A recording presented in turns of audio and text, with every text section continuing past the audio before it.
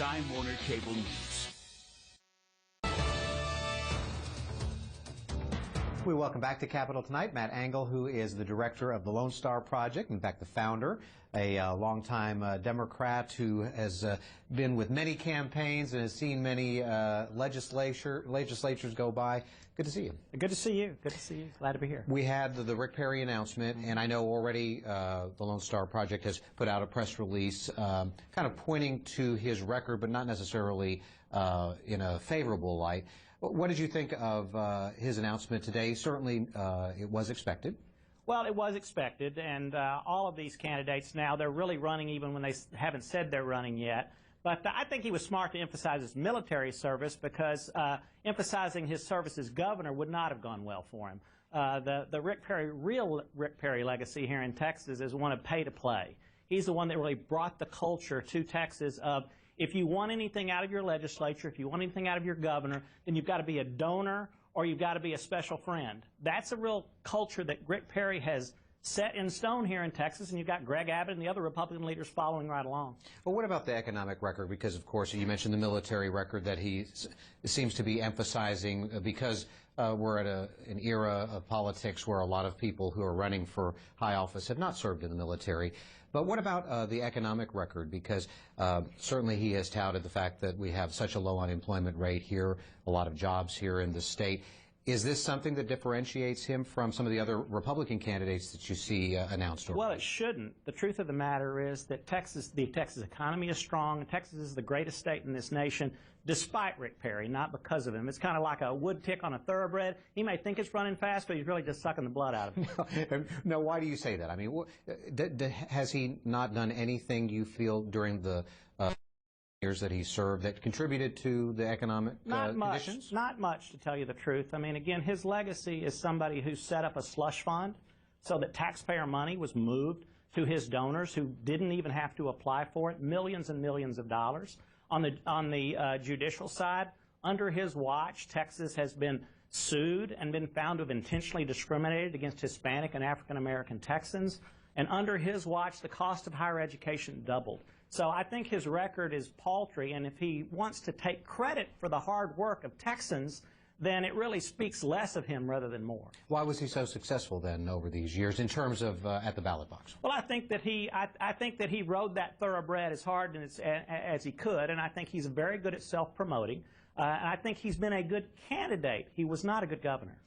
What's the Lone Star Project think about the legislative session that just ended? We did not have a special session. It didn't seem as contentious, although there were moments, certainly, like there are in any session. But from your group's standpoint, what did you think of the 84? Well, I think that it was really a reflection of a struggle that's happening between Speaker Strauss in the House, Lieutenant Governor Patrick in the Senate, and Governor Abbott. And I don't think that ever really got settled out, and so not much got done. The tax cut's a good example. It was a very small tax cut, but it's interesting that the one tax cut provision that would have helped every Texan, a cut in the sales tax, that was the first thing they all three could agree upon to dismiss. And so I think it was really a little bit of a struggle and jockeying between those three.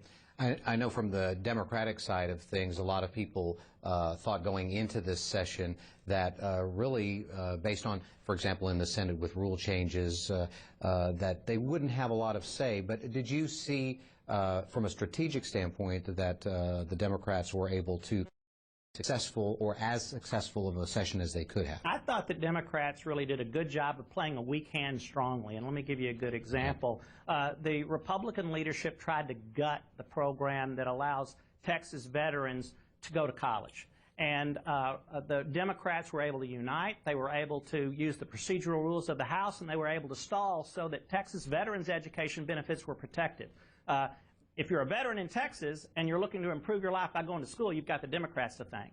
What's the focus now in the interim from a session standpoint? Obviously, that is over with now. It does not look like we're going to have any kind of a special session. And if what Governor Abbott said is correct, there won't be one until 2017's regular session.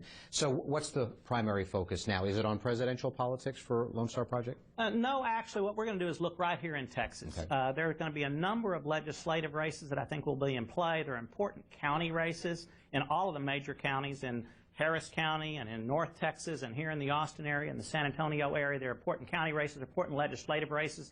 The Republican legislators cast a lot of bad votes. They turned down ethics reform. They refused to address public school funding. I mean, Texas kids are still being drugged through the courts. And I think that it's important to hold those Republican legislators accountable for that. Now, I know you're very proud of the Democratic heritage and have a lot of things that you want to say, but how do you then, if you feel like these are the things that would maybe turn the tide for Democrats, how do you make that case to Texans where you do see changes at the ballot box? Well, I think it's important to fight back and to point to both failures and corruptions where they occur, and that's what voters expect you to do. And here in Texas, I mean, as we know, we love our state. We want it to be run well. We want it to have responsible leadership. So I think people are very much willing to focus on the rest here in Texas. They care about the presidential race. It's important, obviously, but at the same time, local leadership and responsible local leadership is the most important thing to the quality of people's lives. What do you think moving forward are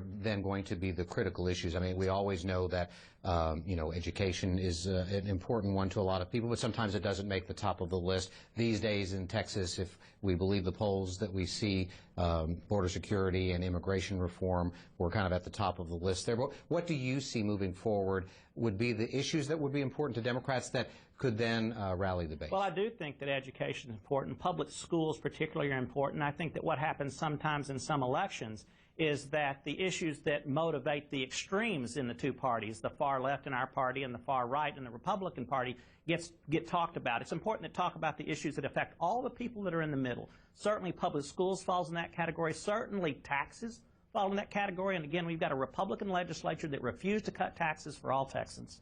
And then also you've got jobs. And the legislature did very little on infrastructure and the types of things you need to do to have a good job and to take care of your family. Final thing, and I'll swing it back to where we started with Rick Perry. It is a crowded field, and there's a lot of Republicans who have Texas ties.